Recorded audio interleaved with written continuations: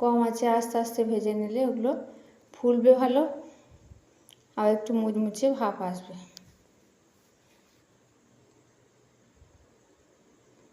আর গ্যাসটা বাড়িয়ে দিলে এগুলো পুড়ে যাবে তাড়াতাড়ি।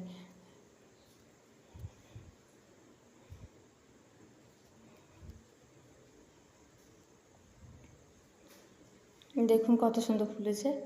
এবার এগুলো আমি তুলে নেব।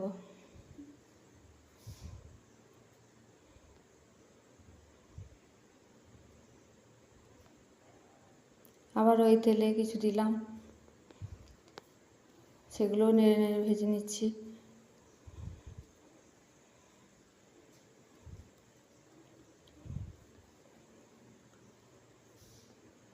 এগুলো ভাজা হয়ে এসেছে, তুলে নিলাম।